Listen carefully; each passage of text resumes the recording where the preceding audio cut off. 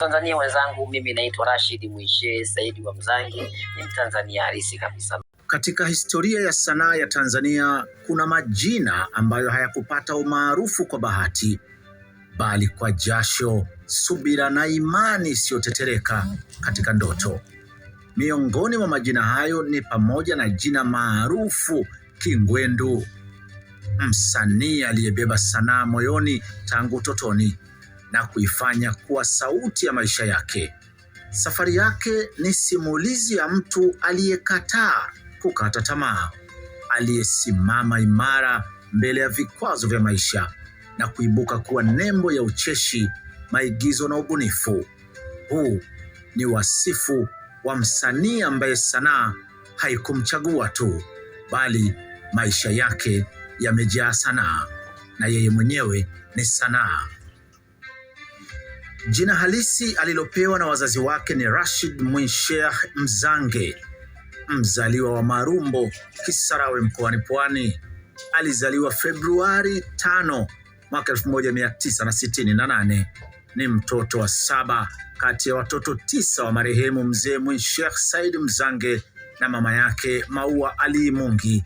Kingwendu amezaliwa katika familia iliyoishi sanaa, ikiwa baba yake alikuwa mpiga ngoma mashuhuri na nguzo ya sanaa ya jadi katika kijiji chao. Ndani ya muziki kuna ngoma na midundo ya asili. Ndoto ya Kingwendu ilichipuka mapema. Katika elimu, Kingwendu alisoma shule ya msingi Kibaoni huko wilayani Kisarawe. Akiwa shuleni, sanaa haikumwacha.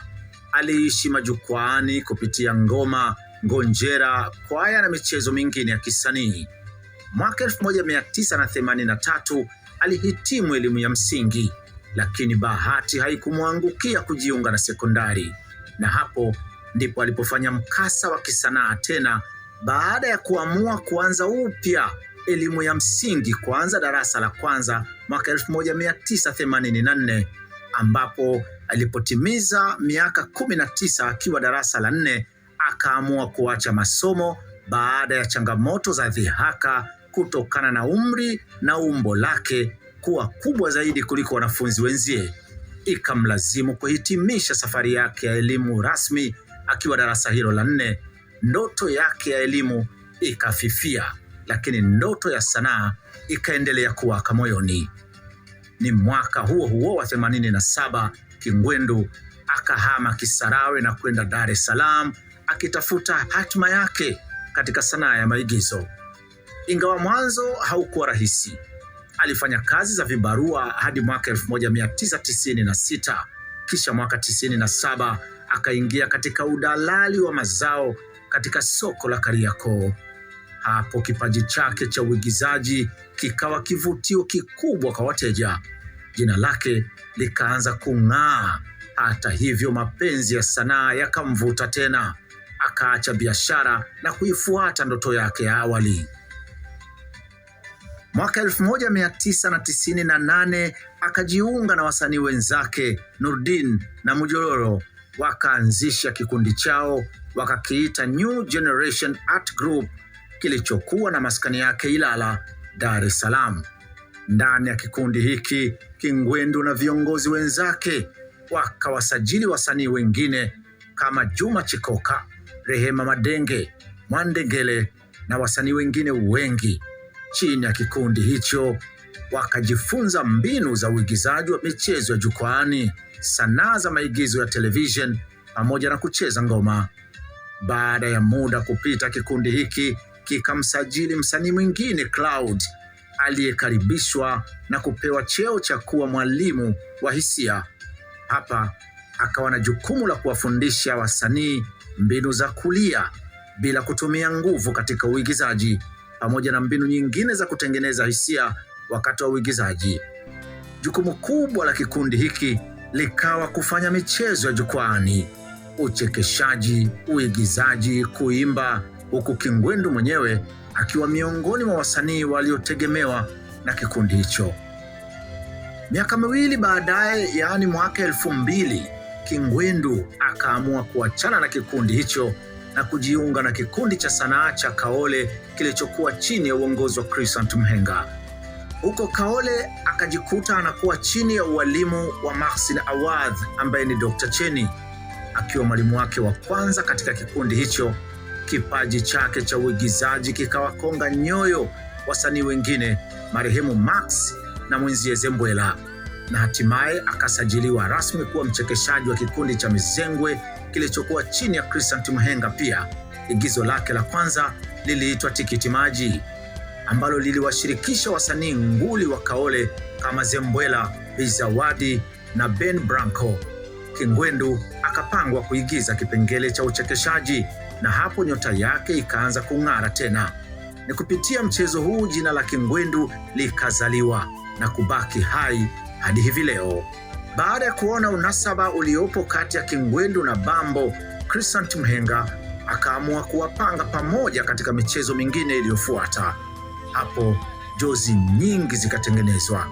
Mfano ni hii ya Yeye na Bambo, Senga na marehemu Pembe, pamoja na jozi iliyotangulia kutengenezwa ya Max na Zembwela.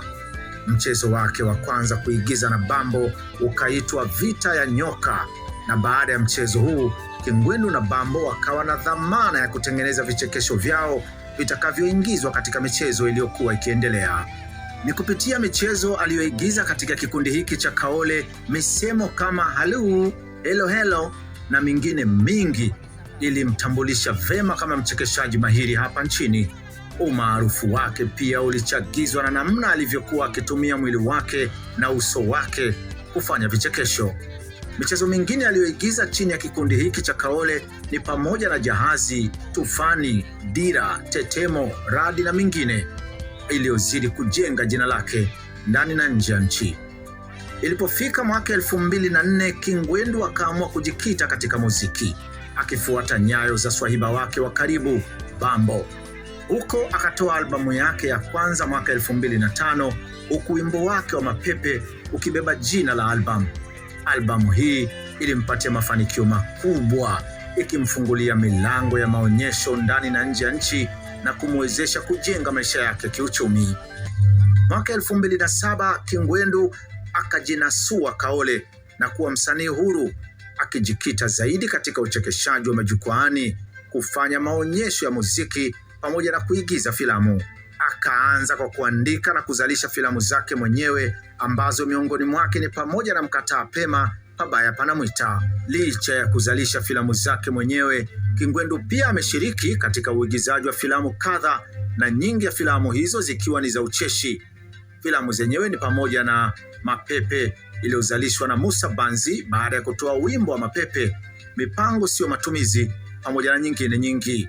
Ndoto yake ni kuwa mzalishaji mkubwa wa filamu kupitia kampuni yake binafsi na kuendelea kulea vipaji vipya vya waigizaji nchini. Mwaka 2010 alitunukiwa tuzo ya mchekeshaji bora katika mashindano ya Nani Mkali yaliyoandaliwa na Eric Shigongo. Hata hivyo, Kingwendu alionyesha umahiri mwingine alipojiingiza kwenye siasa. Mwaka 2015 aligombea ubunge kupitia chama cha wananchi CUF, ambako aligombea jimbo la Kisarawe na hakushinda, lakini pia akarejea kwenye siasa mwaka 2020 alipojitosa tena kupitia chama hicho cha CUF kugombea jimbo la Ilala, Dar es Salaam, nako pia hakupita. Mbali na sanaa, Kingwendu ni mjasiriamali, baba wa watoto 7 na mume wa mke mmoja, Bi Nuru Gregory Chakubanga, aliyefunga naye ndoa mwaka 1997 mjini Dar es Salaam, lakini pia ni shabiki mkubwa wa kandanda na timu yake ni Yanga ya Dar es Salaam. Pamoja na umahiri wote wa Kingwendu kuwa msanii wa majukwaani wa maigizo na vichekesho, lakini pia ni mwanamuziki. Kwa zaidi ya miongo miwili, Kingwendu ameendelea kuwa kioo cha jamii kupitia sanaa yake, akichekesha, akifundisha na kuburudisha kwa wakati mmoja. Safari yake ni ushahidi kwamba kipaji kikichanganywa na subira na uthubutu huzaa matunda makubwa. Kupitia maigizo, muziki, ujasiriamali na siasa, ameacha alama isiyofutika katika sanaa ya Tanzania. Kingwendu si msanii wa kawaida, ni taasisi, ni shule, na ni urithi unaoendelea kuhamasisha kizazi cha sasa na kijacho kuamini kwamba ndoto, haijalishi zilipoanzia, zinaweza kutimia. Haya duniani jamani. Mmeliona Pide waziri wa starehe na mambo ya kwa lazima na mipango ya kabla kwa raha zetu duniani. Ila bebe nango. Ila kwa kweli. Maana huyo ni Olimondo wangu. Yuko vizuri. Lakini labda nimwambie kitu kwamba uko vizuri sana, ujitahidi zaidi hapo. Yuko kweli. Yuko kweli, yani mzee mwenzangu yuko kweli. Nijitahidi zaidi hapa tena ni kazi kwa raha zangu duniani. Hivyo hivyo. Kazi au sio? Mimi ni yule kijana wa Saudi, sio unajua tena. Nina mbari kingwendo hivi vijana naelewa hilo swala kweli. Masai nyota nguvu nyota imerejea ndani ya Salida Lamwa. Alo, mjanja Salida Lamwa simu anakaa kwenye gari la rafiki yangu. Wewe nini? Okay. Terebiaske sebet